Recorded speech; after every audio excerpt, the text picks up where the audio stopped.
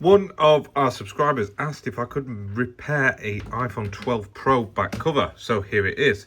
If you've not already, turn the device off and take a P2, P1 pentalobe screwdriver and remove the 2 screws either side of the lightning connector at the very bottom of the phone. I'll be storing those in a little magnetic parts tray, and as I will be for the other screws as I'm going through the repair. Once you have removed those, you're going to take a suction cup, add it to the bottom third of the device. This has got a crack through the screen protector. Hopefully it won't hinder us. I've got a feeling that this screen, this screen has been off before, I think. Single-sided razor blade, and I'm going to push it straight down, right down to the bottom of the chassis, where it will not go any further. And then I'm going to peel back. So lifting up with the suction cup here. If you've got some resistance, add some isopropyl alcohol along the edges. So you're going to lift up, pull back with that, and yeah, it's definitely been opened before. Now that you've got a gap created, then you can insert a plastic guitar pick, just like that. And then you can add some more isopropyl. Maybe it's not been opened, you know. I think it's just broken a little bit at the bottom. What's made it easier? Yeah, because this has got the similar levels of resistance that you'll get when a device hasn't been opened before. But the alcohol and guitar pick is an unstoppable combination, I suppose. Carry on working your way around. Add isopropyl alcohol as you see fit and whenever there's any resistance, and just work your way very slowly but surely around all 3 edges of the device, not 4. The 4th edge we're going to lift up. So we're going to lift the screen from the bottom just like that. So that's enough. And then we're going to wiggle it from side to side. Look at my hand shaking on the left, going side to side. And then I'm going to just sort of pry it out at the top. There's some little clips that hold it in place, and it pops out very easily, just like that. I'm going to leave the suction cup attached. If you don't have a suction cup and you've not done it that way, use a weighted object like this very heavy, expensive Hakko Omnivice. Prop it up against that. That's to stop this screen flexing too far and damaging the cables here and here. Now that we're into the device, we need to remove the screen. That's held down with a tri-wing screw here and here. And that's underneath this little rectangular shield. It will reveal the connector for the battery, the charge port, and for the screen. So what you need to do is take a plastic spudger prying tool, one preferably without a hair on it. And we're just going to carefully pry underneath the connector for the battery to isolate power from the device. Then the screen, there's 2 cables for the screen, a touch and a display, and then the charging port cable here. With those removed, we're going to move up to the top of the device because you can't remove the screen just yet. You've got another 4 tri-wing screws that need to be removed. I don't know the French for 4. Get all 4 of those out of the way, and then we're going to lift up with the tweezers. There's like a little latch just here, so we're going to lift up on this side with the tweezers, get hold of that shield, and then you can pull it out, wiggle it a little bit, and you will remove the shield. Put that with the screws that you just took out. And for now, I mean, we need to remove all these connectors, but for now the important one is just this one here. So disconnect that. You can remove the screen just like that. Put this to one side. Save it for later. To replace this back cover, I'm not just going to replace this glass. I'm going to take everything out of this housing and put it into a it's not brand new. It's a pulled grade A, genuine Apple housing. It's much better because it's stronger. It's not a crappy aftermarket part, and it does the job very nicely. However, to get there is a lot of screws that need to be removed. The camera, the other camera, the motherboard, SIM tray, taptic engine speaker, and charge port underneath that, plus the big battery in the middle, all need to be removed. To keep organized, I'm going to use one of these parts trays as I mentioned before, and I'm going to start from bottom to top. That's just the way that I like to do it. So I'm going to take the speaker, taptic engine, SIM tray, motherboard, and then all these bits, followed by the battery. Let's go! So down in this bottom area, there are lots of screws. I'm just going to get the tri-wing screws out first. So this one here is always a tri-wing one. This one, these 2 here, should I say, in the very bottom left corner. You know, it will help during this job if you've got one of these magnetizers. Just get one, magnetize your screwdriver. Let's just go with the tweezers. Let's try and remove these other screws. Another tri-wing screw always hiding down here. And I think apart from these two for the Taptic engine connector, let's put them to one side. And these two up here for the SIM reader connector. Let's put them to one side. I think that's all the tri-wing ones for now. For now, I think as we get underneath a few bits, we'll find some more. But remove that shield. Remove this shield. We can go to work with our crosshead screwdriver now. A Phillips 000. Let's go ahead and start from the right, and we'll remove the loudspeaker first. The easiest thing, and it's on top of everything else, like there's an order that you have to take everything out. You can't just decide, oh, I'm taking the charge port out, because on top of that is the loudspeaker. So you have to do things one at a time. So remove those 4 screws for the loudspeaker. Sorry, don't forget that one, just here. Now we will move on to the SIM tray. So over the other side. And I will put the screw for that there. So with that screw out of the way, we're going to disconnect these 2 flex cables just here and here. Don't forget to take the actual SIM card out itself. This funny shaped screw, so this is a standoff screw. Remove that one, put it to one side, and now we should be able to lift out this SIM card reader, just there, followed by some more of those funny shaped screws for the Taptic engine. Like I said, there's an order for everything to come out, so just follow the process, follow the order.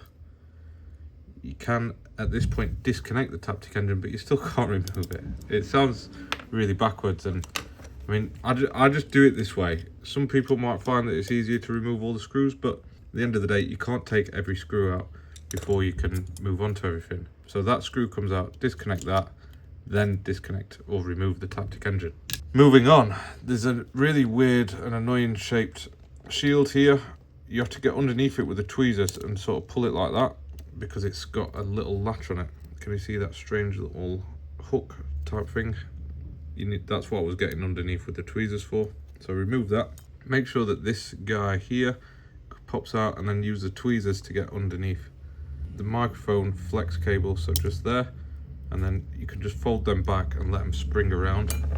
And now we'll go back again with our standoff screwdriver, and you've got one here, 2 either side of the lightning connector itself.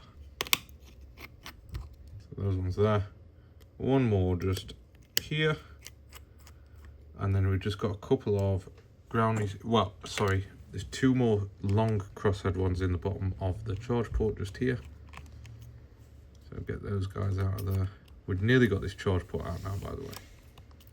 Well, there's 3 in total actually. So, or actually, I don't forget to take them out, but I do forget to put them back in. These 2 on this side are crosshead ones. I believe the one on the other side is a tri-wing one. Serves me well. Look at that. It is a tri-wing one. So we'll get this one out of the way. And I believe that's it. What would be a good idea now, whilst you remove the logic board, would be to get a bit of alcohol and just allow it to soak in underneath the flex cable. Whilst we are doing the other work, that's going to soak in and allow it to be pulled out quite easily. You can also take this plastic here, that can pop out. I usually leave it like that. I imagine on the new housing there might be one of those already attached to it, but we'll see when we get there. Now that you've got the charging port 99% out, we're going to remove the logic board. To do that, we need to disconnect all these flex cables up at the top here. So you've got the cameras, the Wi-Fi antenna, the button flex cable, the wireless charging connector, all the rear cameras, Face ID module, infrared sensor, all connect to the logic board up at the top here. I've probably missed something out, but it's not particularly important to know exactly what these connectors are doing. What is important is just to make sure that all of them are disconnected. So just got a couple more hiding underneath the ones what we've disconnected over here. Pop, pop, pop. And that's it. I think I've got all of them. On this iPhone 12, they made a weird design decision to put this cable underneath this bit of tape here, so you can lift that up, peel that bit back, and peel that off like that. And that means when we get the other one, we can sit that on top and it sticks down. It doesn't really do anything. It protects the NAND and dissipates heat. There is one crosshead screw at the very bottom left of the logic board. Remove that one now. Then we can go up the top where we've got another crosshead screw at the very top here. A standoff screw just here. Get that out of the way. And finally, there's a hidden one, and it's underneath these flex cables for the camera. Can you see that little crosshead one? Just be careful peeling back those flex cables, but get that screw out of there.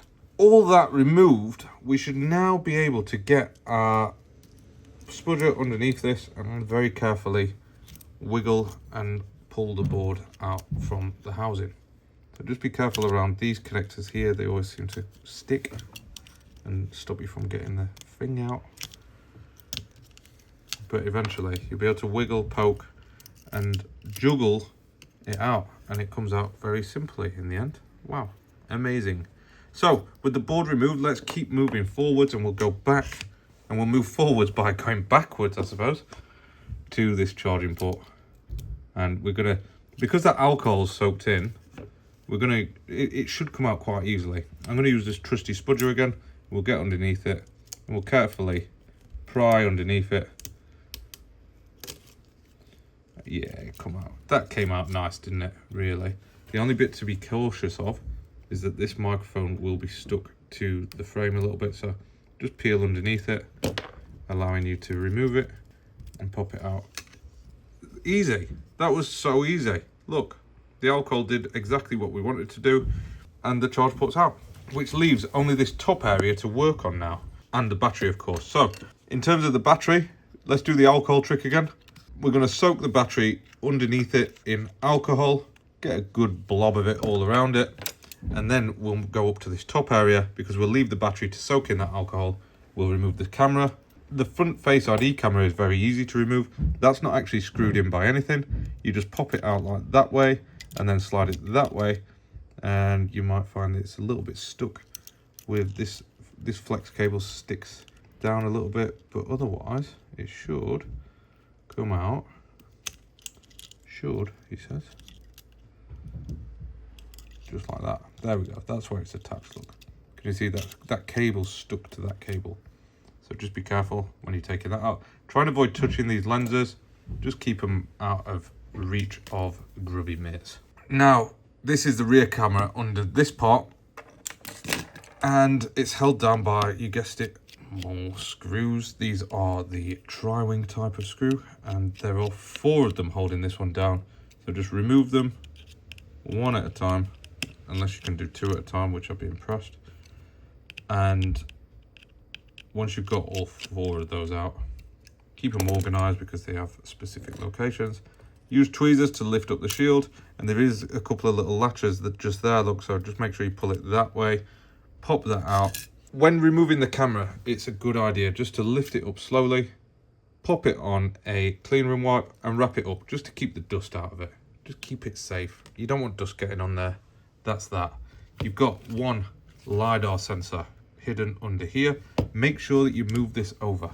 If you don't, it's impossible to repair it again with the phone, and it will cause you problems. So just make sure that you are swapping over the LiDAR sensor. It's only held down by 2 more tri-wing screws, and lift that.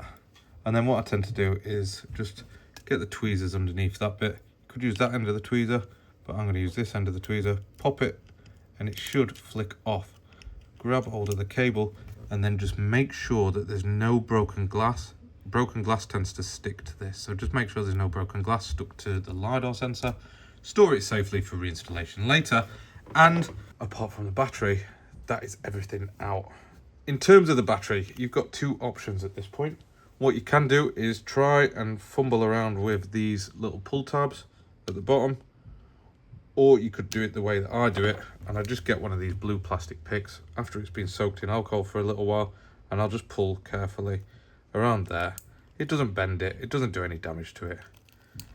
And I'll just pry it out. I just find it a lot easier after it's been soaked in alcohol, just to pull it like that. The pull tabs just don't work. I think Apple's even admitted this by subtly putting that electric thing on the iPhone 16s and newer. So yeah, these pull tabs are a failure. Right, if you are replacing the battery, if you're keeping this battery on this video, it's a bit awkward because the guys asked for a new battery in this one, so I'm not going to be putting a new battery on this. But make sure that you've got some good genuine adhesive. When you're ordering the part that I use in this video, it comes with an adhesive sticker to stick onto this battery, and also make sure that you get any of those creases out. You can rub the plastic pick on there just to make sure that them creases are out. But for this one, this is going in the recycling bin, same as this housing. I always keep it to one side whilst I'm working, just in case there is anything that I've missed out, but I'm fairly confident that that's it for this housing now. So this is a grade A international version iPhone 12 Pro, and you might notice something different about this housing to the one that I've just removed. It's a space grey one, nothing exciting. That's just because the customer requested that. They come in these little cases. I mean, some people actually keep those cases. I chuck them in the bin. You can buy this part, look. You see that little shiny label there? MS, Mobile Centrics. They have every single colour of iPhone 12 Pro, iPhone 12, iPhone 15 housing in stock, ready for next day delivery. You can order until 6:30 at night. Unbelievable. Anyway, let's get on with putting this back together. I'm going to do exactly what I did to take it apart in reverse order. Starting off with the camera, ignoring the battery for now. I always leave that to last, weirdly. Starting off with the camera. The reason I start with the camera is because I like to minimise the amount of time it's exposed to dust and other contaminants. I lift up that little bit of tape, blow a bit of dust blower around. But right, what you have got to be aware of is like these screws. That screw doesn't belong there. Sometimes these housings come with screws in them that you don't want in there because they've already got a place. So just take your time, have a look at it, make sure that there's not already a screw in the way. I think it's just easier to ship them if they've got like a screw holding that cable down. There's less risk of that shipping damaged, isn't there? So I think sometimes they just put the odd 1 or 2 screws in just to make things easier. They've hit a little snag. So there was one screw there what shouldn't have been there, and there's one screw missing what should be there. So remember when I said keep hold of the housing? There's a standoff screw attached to this that I'm going to pop out of there and pop straight in to there. So now that'll allow us to put that shield on properly this time. So you've just got to look out for stuff like that. If it's not sitting correctly, I was really getting carried away with myself there. I made an error and then I nearly missed a screw. Let's slow the pace back down because it's not job done yet. So just keep an eye out for stuff like that, because the problem is with things like that is that you'll get so far and you'll think, oh yeah, this is great, and then you'll sort of make the realization, oops, I've made an error here, and that's where you've got to backpedal. You've got to sort things out. So just making sure that that little clip lines up there. We'll put this shield back on, making sure that that goes there, that goes there. Hold it down, and we've got 4 tri-wing screws holding quite right. There we go. So once you've got one screw in, the rest of them should follow. Just make sure that everything lines up okay. I suppose this repair is kind of like a camera replacement, a charge port replacement, and everything replacement all in one. Rear camera's back in. We're going to put the logic board in at this point. So just take your time, slide it under all these flex cables and make sure that it goes in nice and flush. And what we're going to do is just start reconnecting all the cables back into the housing. Everything that you can see except the cameras at this point. So fold that guy back. So it probably looks a bit awkward because my big thumbs. But I'm just very carefully lining everything up, placing it where it belongs, and then I'll put this sticker back over there. For this one just up here, before you connect the things down, make sure you put this screw in. Then you can connect the cameras back up. Moving back up to the top, we have this guy, and then we've got this standoff screw. Make sure that goes in. And finally, you've got the front facing camera and Face ID modules, which sits on top of everything else. It slides in, and then what you got to sort of slide it under the black plastic there, and that's it. So now we just need to reconnect those cameras and flex cable, sorry. Reconnect those. Make sure that everything's connected at this point. And we can move on to the bottom. In this bottom area, we've got the charge port. That sits in first, and it's just going to slide very carefully underneath the logic board there. What I always do at this point is connect up the connector and make sure that that one is sat on top of it and plugged in. So that needs to be plugged in, and that needs to be plugged in. And then you can quite safely reinstall the little screw that goes in the bottom of the logic board. And it's all starting to come together now. The trickiest part of doing this, okay, you remember I said that there would be that little plastic thing? Look, there is one. Just make sure that's out of the way, and I will remove the screw from there as well. And pop that up like that. So, we're going to drop the charge port in, lay it flat like that. But what you'll notice is that there's a little bit of cable here what doesn't sit flat. So what you need to do is just pull it back a little bit and slide it underneath that bit just there. Slide it under, and then it should sit a lot more flush and look like the real deal at this point. Just peel that back because there is a little protective film. And then we're going to start building all this charge port area back up. Starting off, I always go for the screws on the side first, just because I know if you don't do them at this point, you'll forget them and it's a pain in the ass. You probably have to remove stuff to get them in afterwards. It can be awkward to line up. You might need your tweezers to help you along. But once they're in, they don't need to come out again. These ones at the bottom as well, these are the most awkward because there's like two what have to line up. I don't know if you can see it because it will not focus very well.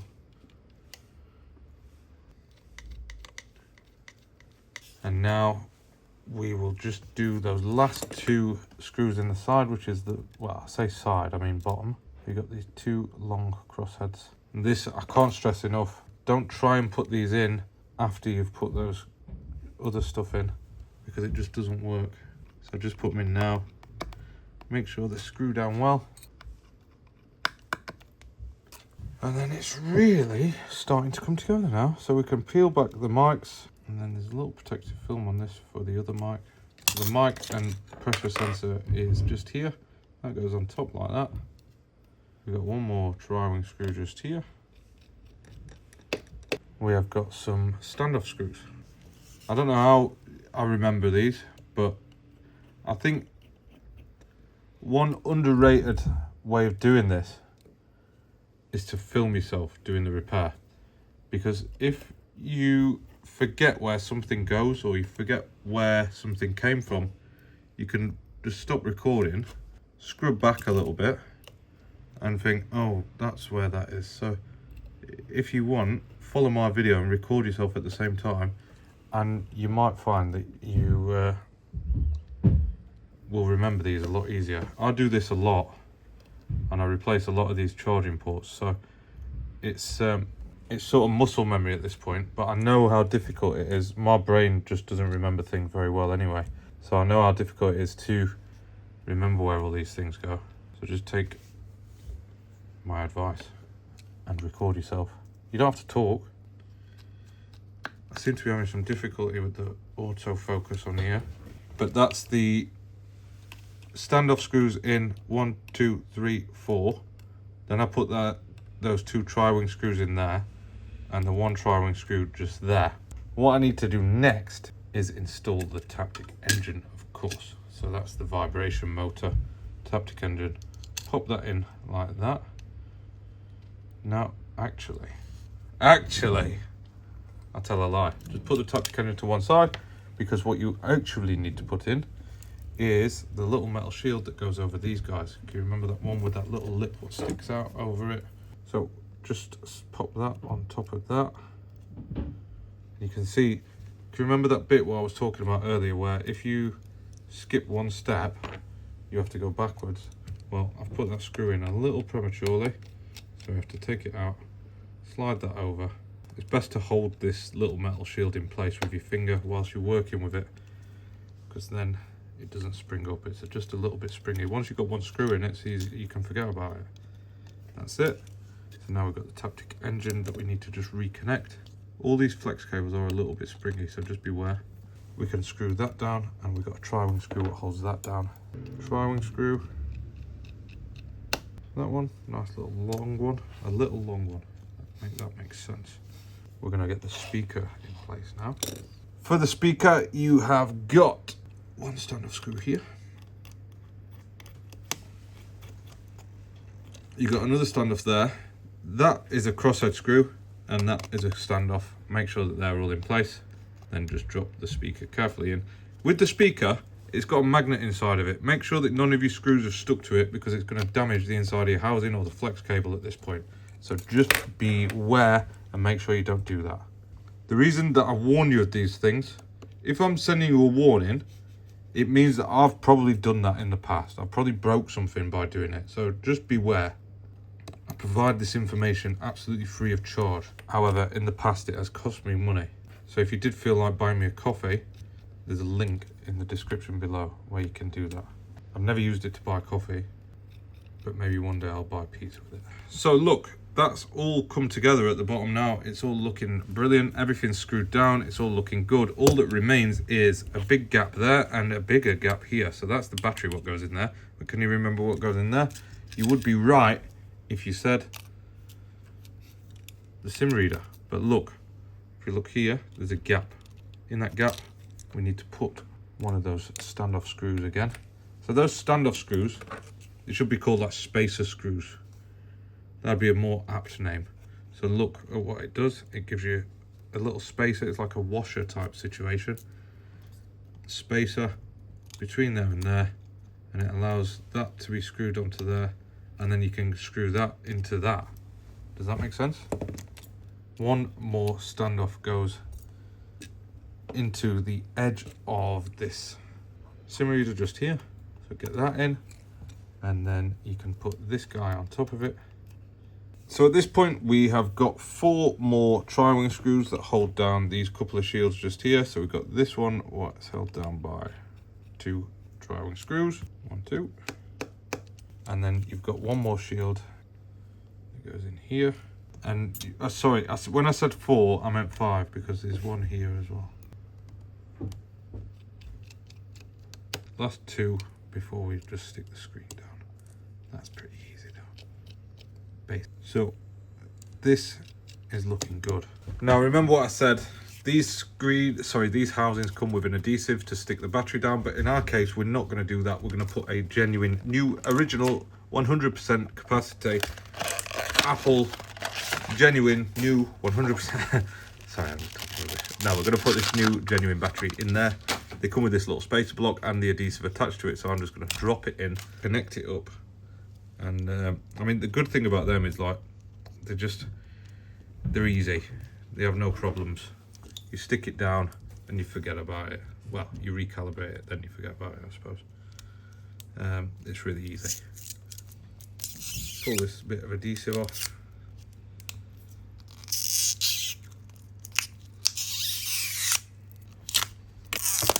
I've never ever done that so bad in all my life. So, new battery installed, although it looks a bit rubbish. I had a bit of a battle with the adhesive on it. Just make sure that the connector lines up, which in this one, this is the first one that I've installed where the battery connector doesn't actually line up. Just pull that into shape, make sure that it connects. All that we need at this point is a adhesive seal. Make sure that you put that on before you reconnect the screen up, because this will not go in between. lay down the seal. Make sure it lines up on the top corner, follow it around all the edges. And what you might find is that it'll peel off as you're moving around. If you push down on one of the edges whilst you're peeling it up, you will not have that problem. Although I did there.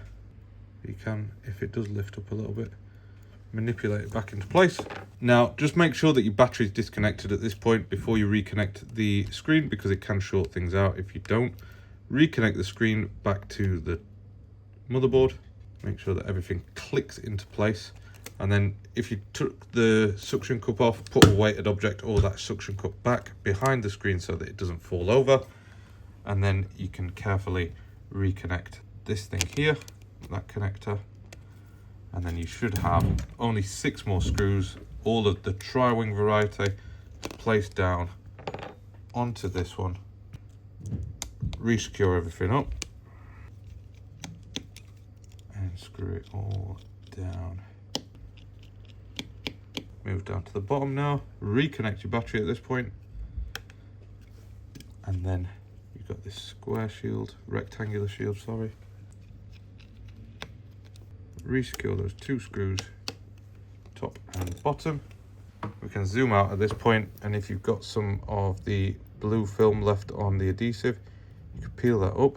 Most of it came off when I detached it then, and then we can reattach the screen by pushing in the top edge, pushing down the left hand and right hand edge. Just take your time, because if there's something obstructing it, make sure that it sits flush all the way around all 4 edges. And now on this one, the one what we had has gold bottom screws, so I'm just going to swap them out to use the right coloured screws. If you've got them and you've changed colour, I would recommend using them. I know the charge port's a different colour, but it's not the end of the world. All that we need to do now is make sure that everything's working. Probably no battery in this because it's come from, these genuine batteries never have charge in them, but that's how to swap the housing on the iPhone 12 Pro. There we go, we've got no charge on it. Just make sure that you test everything. The mics is one thing to test, and obviously the cameras, connectivity, flash, speakers, vibration. Don't forget to put the SIM tray back in. And then in this case, I'm going to recalibrate that that battery too. So that just about completes this repair video. Thank you for watching, and see you in the next one.